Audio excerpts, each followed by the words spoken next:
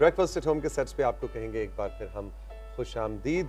आजकल जाहिर है कि हम कुछ अर्सा पहले भी बात करते थे कि आजकल सबसे ज़्यादा जो तेज़ी से ग्रोइंग टेक्नोलॉजी है वो है मेडिकल टेक्नोलॉजी, यानी मेडिकल साइंस ने पिछले 15-20 बरस में कितना तेज़ी से इनोवेशन का सफ़र तय किया है कि हमें हर कुछ महीने के बाद कुछ ना कुछ नया सुनने को मिल रहा होता है। कोई किसी भी डिजीज़ के हवाले से कोई पेशरफ्त हो रही है, अब ये हो गया, अब ये इलाज आ गया। बिल्कुल इसी तरह से मोटापे के हवाले से बहुत ज़्यादा बात होती है कि स्टमक को टक किया जाए या स्टमक की सर्जरी की जाए।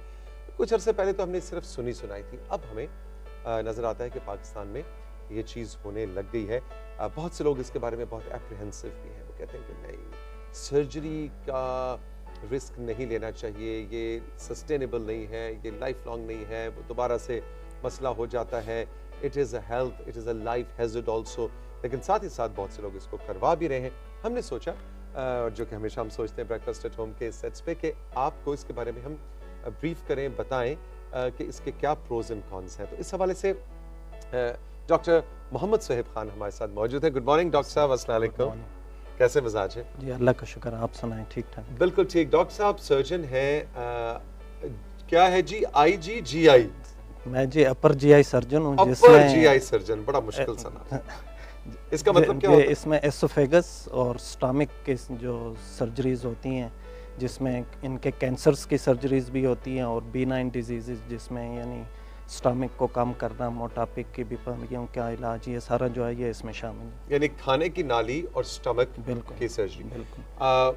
आज हम जरा बात खास तौर पे इस हवाले से करना चाहेंगे कि स्टमक की सर्जरी से कैसे आप अपनी एपेटाइट को कंट्रोल करते हैं, या आप इसके ज़रा कुछ हमें प्रोज एंड कॉन्स बताइए। एक्चुअली होता क्या है? जाके ऐसे बांध देते हैं स्टमक को अंदर, या उसका कोई हिस्सा निकाल देते हैं?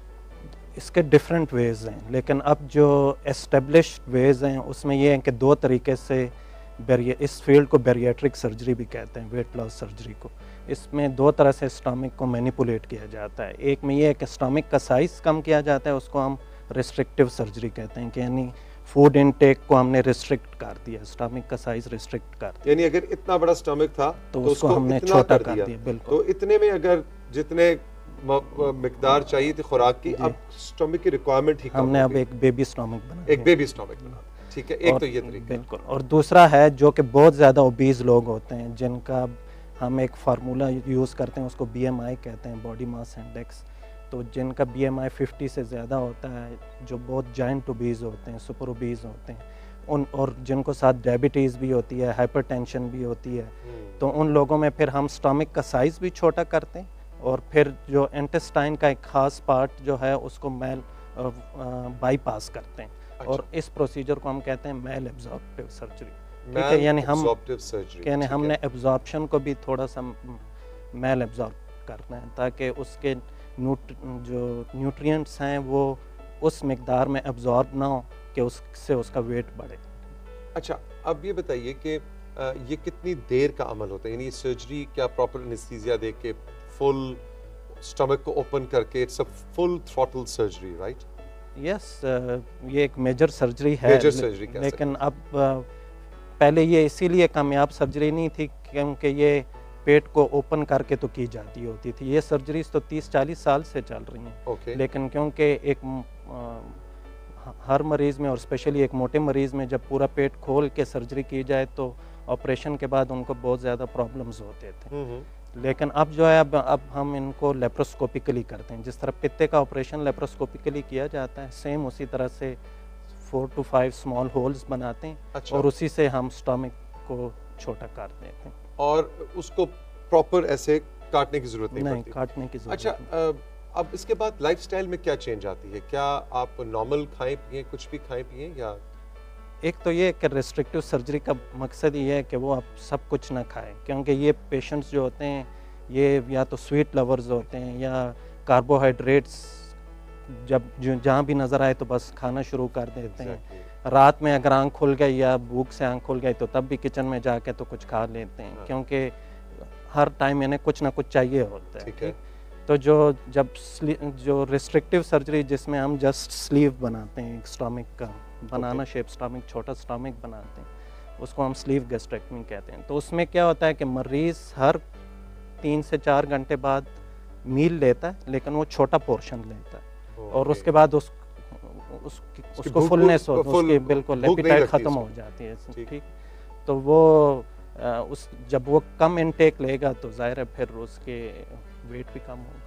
अच्छा, और ये लाइफ लॉन्ग फिर यही उसको इख्तियार करना है लाइफस्टाइल, बिल्कुल लाइफ स्मॉलर पोर्शंस और छोटे पोर्शंस, जी स्मॉलर पोर्शंस और फ्रीक्वेंट फ्रीक्वेंट पोर्शन, रात यानी को अपने खाना खा सकते हैं। बिल्कुल खा सकते हैं, लेकिन एक्चुअली ये पेशेंट जो होते हैं ये फिर इनको स्वीट से नफरत हो जाती है। जब कोई अक्सर पेशेंट्स आते हैं वो कहते हैं कि जी जब कोई खा भी रहा हो, मीठा कुछ खा रहा हो, तो हमें होता है कि ये क्यों खा रहे हैं, इनका दिमाग ख़राब है कि खा रहे हैं, ठीक। तो वो उनका लाइफस्टाइल यानी मजबूरन चेंज हो जाता है, बस ठीक है। Interesting interesting. अच्छा, आपने किस तरह के केसेस देखे हैं? मसलन कितने कितने किलो वजन कम हुआ आपने?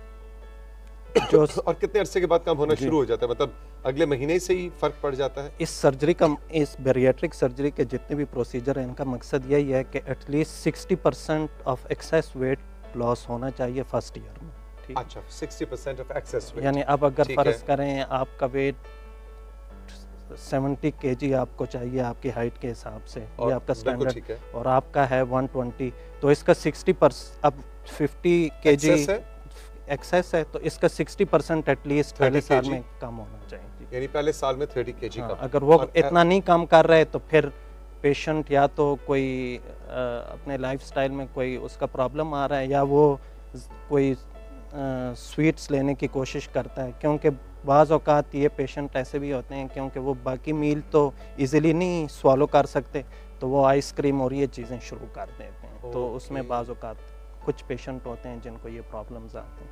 अच्छा डॉक्टर साहब, अब अगली जो चीज़ फौरी तौर पे जहन में आती है, और मेरा ख्याल है हमारे नाजरीन के जहन में भी ये सवाल होगा कि क्या ऐसा होता है कि एक दफ़ा वेट लॉस होकर फिर दोबारा से शूट करके दोबारा ऊपर जाए, या ये फिर ज़िंदगी भर का सोल्यूशन? नहीं, रेजिस्टेंट केसेस होते हैं, बिल्कुल होते हैं, लेकिन उनका भी हल है। अब यानी फ़र्ज़ करें हमने किसी में ये रिस्ट्रिक्टिव सर्जरी पहले की और 5-6 it works for 5 to 6 years, और उसके बाद फिर पेशेंट को वेट रीगेन होना शुरू हुआ, अच्छा, तो फिर उनमें हम जो बाईपास सर्जरीज होती हैं वो वाली फिर हम करते हैं।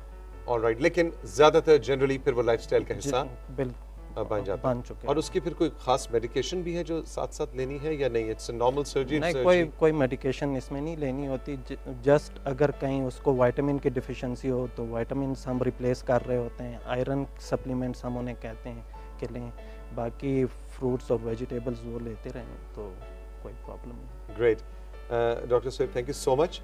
बड़ा इंटरेस्टिंग सा ये आजकल हर तरफ ये बात हो रही है, तो हमने सोचा एक एक्सपर्ट को बुला के उनसे पूछा जाए, बजाय इसके कि हम खुद से ही मशवरे देते रहें कि करानी चाहिए नहीं करानी चाहिए। सो इसके जो भी प्रोज एंड कॉन्स हैं वो आपके सामने रखे जाए।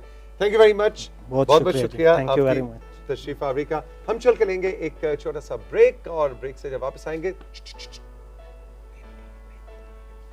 नहीं बताना कौन है गेस्ट, नहीं बताना, मैं बताने लगा था, बताने ही लगा था।